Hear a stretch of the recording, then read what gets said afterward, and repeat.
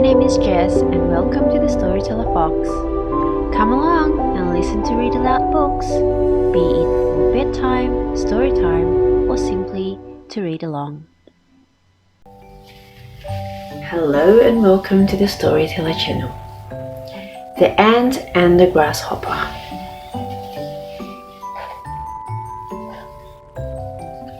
By Mylan Kelly, illustrated by Barbara Fagnozzi. Aesop's Fables, The Ant and the Grasshopper.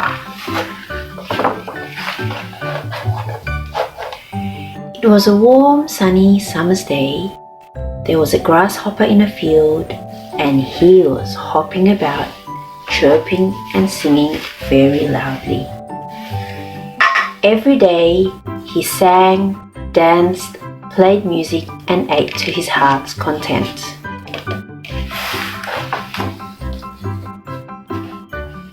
After a morning of singing and dancing, the grasshopper started to feel tired. He lay back on a leaf, dozing in the sun. On the ground, just beneath the sleeping grasshopper, an ant was hard at work. The ant's huffing and puffing awoke the grasshopper, who looked down from his comfy resting place to see what the noise was. "Why are you working so hard? You should be resting and enjoying yourself like me," the grasshopper said to the ant. "I have to work hard. I need to get all of my food stored and my nest ready for winter," the ant replied. "But winter isn't for months," the grasshopper said. "Come and play with me." "I don't have time for playing," the ant said. "I have too much to do. You should start collecting food and preparing for your home for winter." "I don't want to work or be inside on a beautiful day like this," replied the grasshopper. So the grasshopper kept playing. He sang songs and danced in the field. He slept in the sun and ate lots of food. The ant continued to work, storing food and making his nest warm and cozy for winter. In no time at all, the sun disappeared and the weather turned cold. The field became covered in a layer of frosty white snow. Winter had arrived. The ant was prepared for winter. While the snowflakes fell outside, the fire crackled inside his little nest. He had enough food to see him through the cold months ahead. The grasshopper searched for food, but he could not find any. He was very hungry, and he had no shelter from the falling snow and bitter winds. The grasshopper remembered the ant he had met in the summer. He knocked on his door and asked him if he had any spare food. "Why don't you have any food of your own?" asked the ant. "Did you not store any in the summer? What were you doing?" "I was so busy dancing and singing and eating that I didn't do any work at all," said the grasshopper. The grasshopper looked truly sorry and ashamed. He promised the ant he would work hard next summer and store his own food. So the ant gave him as much food as he could spare. It was just enough to see the grasshopper through the winter, but it was a miserable few months for him. Next summer, the grasshopper was as good as his word. He worked hard to store enough food for himself. The grasshopper even found time to help the ant, to make up for his bad behavior and thank him. So next winter, the grasshopper didn't go hungry. He had learned his lesson and now worked as well as played. There is time for work and a time for play. The end. Hello and welcome to the Storyteller channel. Today's story time would be about the Great Huffalump Hunt Winnie the Pooh, and it's by Gilles Andrea. Winnie the Pooh, The Great Heffalump Hunt by Gilles Andrea.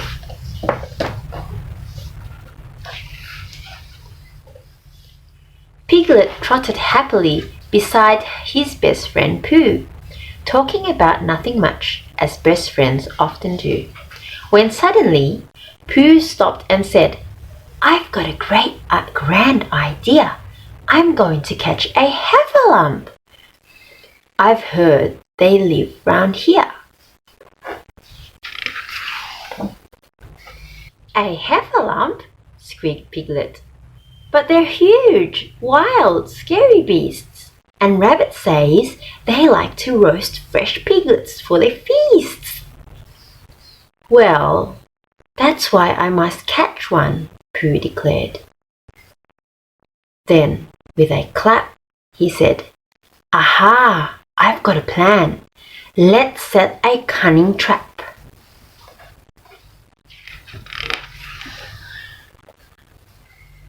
Now, what might hungry heffalumps find tempting as a treat?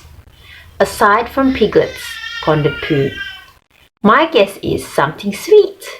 A yumptious jar of honey, then," said Piglet with a grin. "We'll bait a trap with honey and he'll simply fall right in."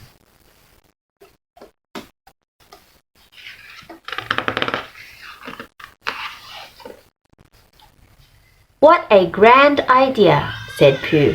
"Let's do it tonight. I'll go and fetch some honey while you dig a pit, all right?" Pooh went and got the honey, but before he reached the pit, a little voice inside him said, "Just taste a tiny bit."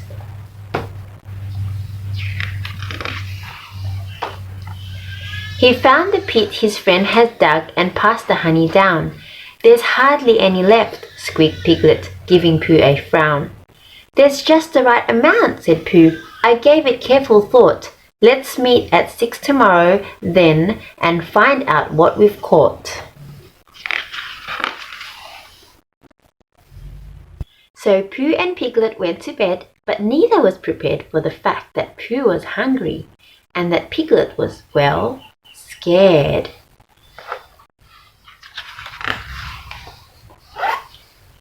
"That jar of honey is our trap," groaned Pooh. It was my last. Oh, bother, double bother. And if no one's listening, blast. Just one more little pawful would be neither here nor there. A heffalump who's hungry wouldn't notice, wouldn't care. So he set off through the forest with the moonlight overhead. And at that moment, Piglet sat up, wide awake in bed. That horrid, hairy heffalump, he might not like Pooh's honey. Oh, what if all he wants is juicy piglets in his tummy? But Pooh will be there with me, Piglet thought. My best friend, Pooh. It's scary when you're one, but it's much friendlier when with two. So just before his clock struck 6, he tiptoed out the door. The leaves and branches crackled on the frosty forest floor. Then suddenly he heard a noise that chilled him to the bone. A ghostly wail, a growl, a roar, a mournful, muffled moan. "Where are you, Pooh?" called Piglet. His heart beat fast with dread. "I'm in the pit," he heard Pooh cry, "and something's got my head." "The heffalump!" squeaked Piglet. "It's in the pit with Pooh, and I'm much too small to help him. Oh, there's nothing I can do." But something in his little soul prevented him from running, and Piglet's voice rose clear and strong. "Hold on, Pooh, Bear, I'm coming." As fast as he could scamper, Piglet hurried to the pit, then bravely scrambled to the edge and peered down into it. A heffalump! It's got him, and it's shaking him about, and all that Piglet saw was Pooh's poor bottom sticking out.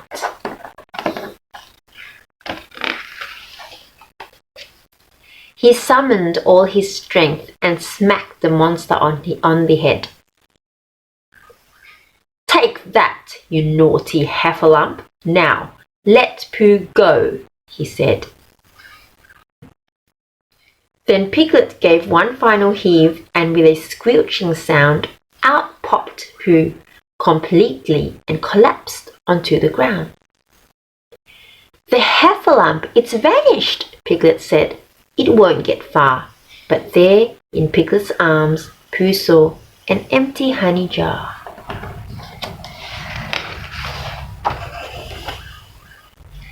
"The heffalump," said Pooh. Yes, I'm pretty sure he's gone. I thought I saw him too. But, Piglet, maybe we were wrong. You see, I got quite hungry when I went to have my nap, but the only snack I knew of was the one inside this trap. I took a lick, my head got stuck.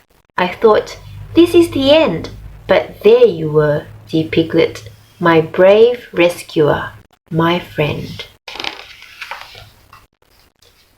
I did it, Piglet slowly spoke, because I love you, Pooh, and I know if it were me that you would do the same thing too.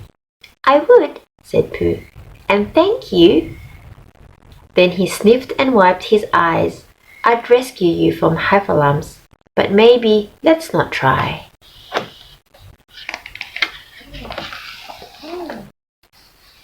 We're lucky, Pooh, said Piglet, as they set off home together, that you and I are such good friends. Best friends, said Pooh, forever.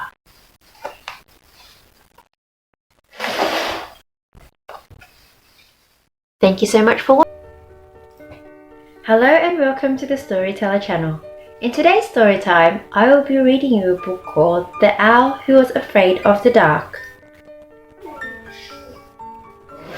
The Owl Who Was Afraid of the Dark. Owl lives in a hollow in a tree. Owl's tree casts shadows in the bright light of the moon.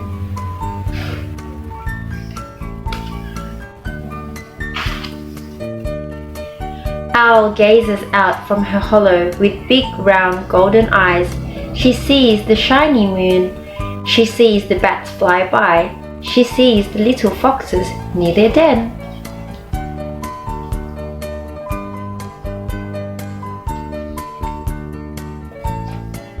But sometimes the moon is not there, and then it is very dark. Owl has a secret. She is afraid of the dark. Barney the barn owl brings Owl an invitation. Dear Owl, let's go flying through the dark forest tonight at midnight. Yours, Barney.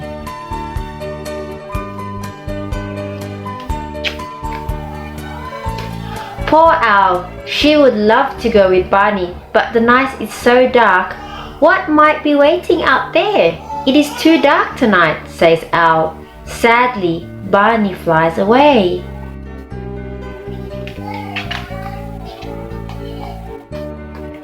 Oh, why must the moon go away and leave me in the dark? Cries Owl. The moon is behind a cloud, but she hears Owl's cry. How sad, says the moon. Owl is afraid of the dark.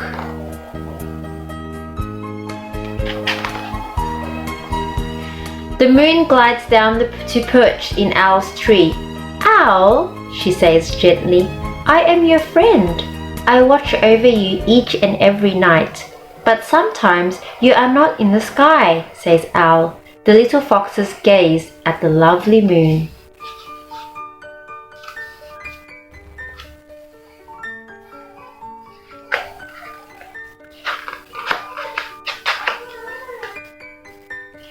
I am always there, says the moon, even if you cannot see me. I promise you, Owl, I will always be there. Truly, says Owl. Truly, says the moon. Soon, the dark night comes again, but Owl remembers what the moon said. The moon is there even when I can't see her, says Owl. The little foxes hear and frisk for joy. Owl sends Barney a note.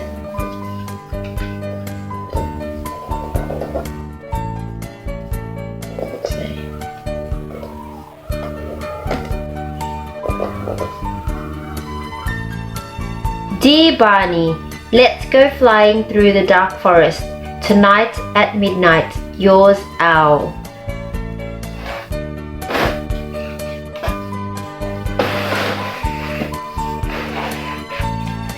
Owl and Barney fly through the night. Owl knows the moon is smiling in the dark.